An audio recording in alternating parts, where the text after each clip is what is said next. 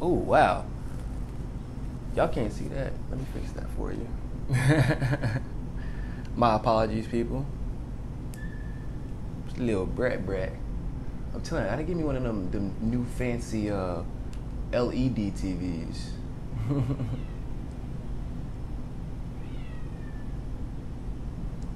That should be a little bit more visible for you now. You get his ugly mug. Yeah. That's Harvey Weinstein, and this is Mikasa Sukasa, and you are now watching another morning live stream. Thank you all so much for watching, and I am your host, Niko House, and I urge you all to join our One Follow, $1 campaign, where we show the mainstream media that if we do not support, if they do not support the truth, then we will support those who will. And this is my kitten, Nala, who wants to apparently watch us today. Say hi, Nala. She's actually she's not a kitten really anymore, but her mom is still a kitten and an adult. She has the Keanu thing going on, if you've ever seen that movie. So, yeah. And seriously, her mom is still a kitten. And it looks like, hey, stop that. She snuck back in here. But, this is a troubling topic that has just came across my notes last night. It turns out that Harvey Weinstein's accusers claim they were not invited to the Golden Globes, and this was after, this is the same Golden Globes that Oprah gave her crazy Me Too speech about women empowerment and sexual abuse and sexual harassment. Mind you, this is also the same Oprah who has been seen smiling and kissing Harvey Weinstein on the cheek. And if you were that close to Harvey Weinstein, you knew exactly what he was known for. Now understand this, even in my youth, 18, 19, 20 years old, when I was coming into my manhood, when I saw someone who was a little rapey, you know how I feel about that, a little rapey, you can kind of see it. Their actions were always a little bit predatory. They were the ones who always seemed to find the drunkest girl at the party, if you will. I would avoid them at all costs. They would be like, hey, Niko, I'd be like, what up, bro? How you living, man? Like, I'm that kind of person. I just don't associate with people like that. I will be cordial to them, but I will not court them as a friend or damn near even as an acquaintance at that point. So apparently Oprah has not learned this lesson, and but she claims to be for these sexual harassment victims. Now, once again, I do agree. I have respect for Oprah in a vacuum. Her business, what she's done for minorities, the things she's done in Africa, her philanthropy. I think that in the business world, coming on the back end of the civil rights movement, that what she has contributed and how she's empowered people is absolutely amazing, okay? But she's still, come on, Harvey Weinstein. The dude is a creep. Look at him. But I digress. Rose McGowan, and this, by the way, it's according to page6.com. Rose McGowan and Asia Argento accused Harvey Weinstein of rape, which acted as a catalyst for the Me Too and Time's Up movements. But they, like Marchesa Gowns, were conspicuously absent from the 2018 Golden Globes. Now, the women, along with several of other Weinstein's accusers, claim that they weren't invited to the event. And then this is coming from Argento. I can only speak for myself, but not only was I not invited to the Golden Globes, but nobody asked my opinion about Time's Up or to sign the letter that was apparently presented at the Golden Globes. That's a party foul. I support Time's Up now, even though I was excluded from it. Guess I am not powerful or Hollywood enough. Proud to work behind the scenes, though. On Sunday, Argento tweeted to McGowan, no one should forget that you were the first one to break the silence. Anyone who tries to diminish your work is a troll and an enemy of the movement. You gave me the courage to speak out, and I am on your side until I die. McGowan, 44, replied, and I'm not one of those fancy people wearing black to honor our rapes. would have lifted a finger. Oh, she said, no, not one of those fancy people wearing black to honor our rapes would have lifted a finger had it not been so. As in, had they had not called it out. I have no time for Hollywood fakery, because that's exactly what it is. And I love you too, speaking to Asia Argento. Rosanna Arquette, who accused Weinstein of sexual misconduct, tweeted to a follower, "No, we weren't invited." Now that's three people already. That who were literally, one person was responsible for the Me Too movement, the other one was responsible for the Time's Up movement. The other one was known as Harvey Weinstein's first major accuser. All of them were uninvited to the Golden Globes, as, mind you, as they bolstered an opportunity to put Oprah as the face of this, as someone who is close to Harvey Weinstein. That's absolutely despicably disgusting. That's horrible. So Arquette's sister, weirdly enough, so this is crazy. Rosanna Arquette, who accused Weinstein of sexual misconduct, tweeted to a follower, "We weren't invited."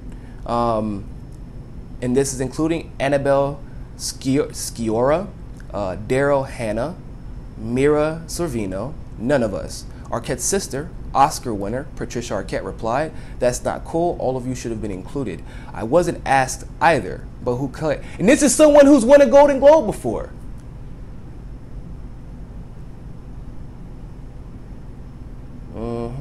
And I'm going to tell you why it's even more suspicious in a second.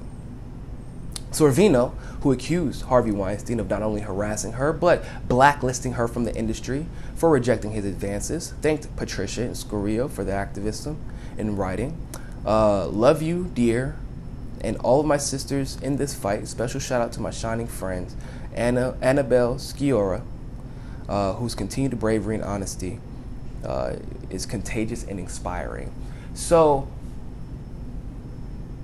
be very clear about something.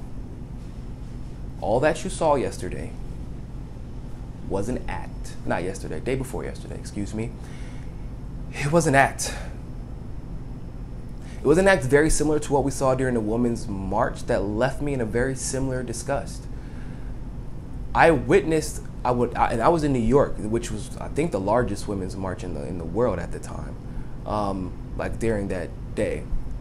And I thought it was supposed to be a march for women's rights. I thought it was supposed to be a march for the awareness of the issues that women deal with on a daily basis, because, like I said, I am biased. If I do have one bias, it is towards women's rights, because being that I came from a single mother,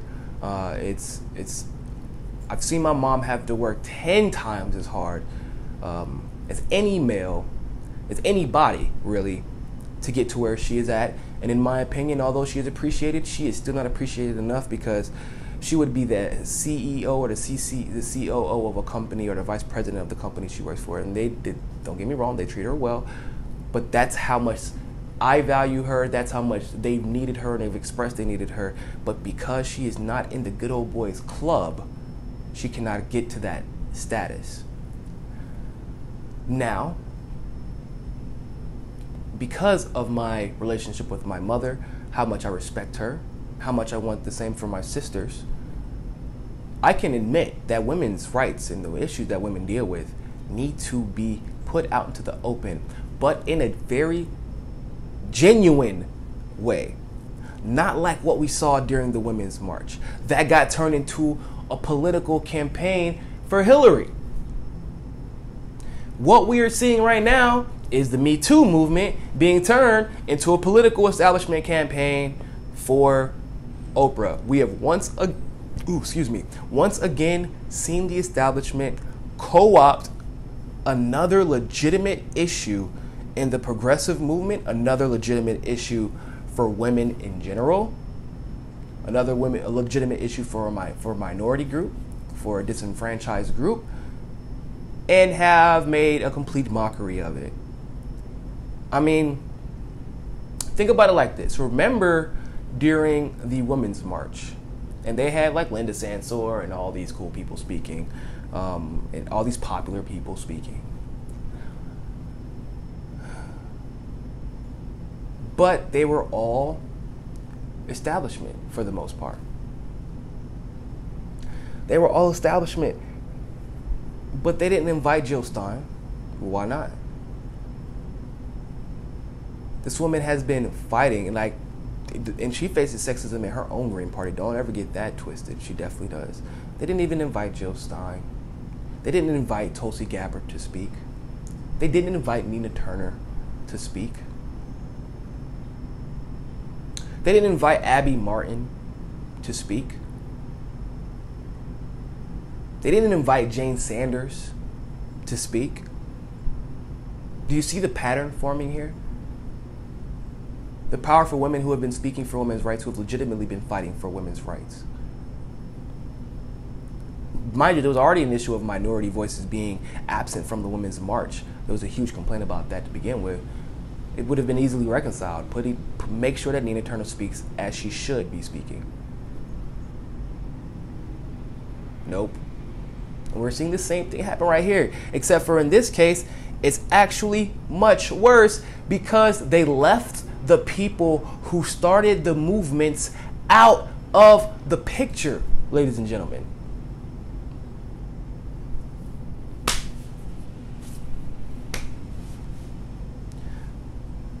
What more do you need to see?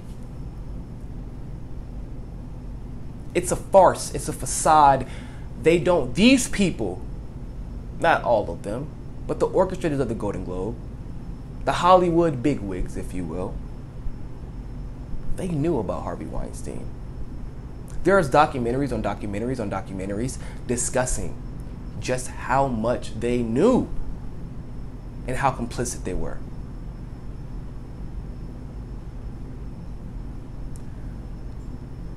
These speeches and wearing black and all this show, it's you know what Hollywood, the term Hollywood comes from? Do you know what the name came from?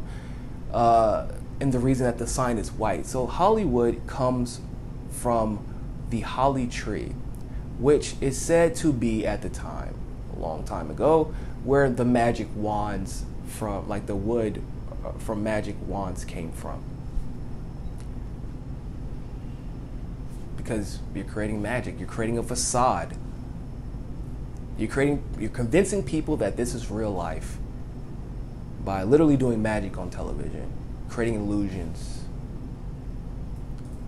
And we have seen that more and more and more.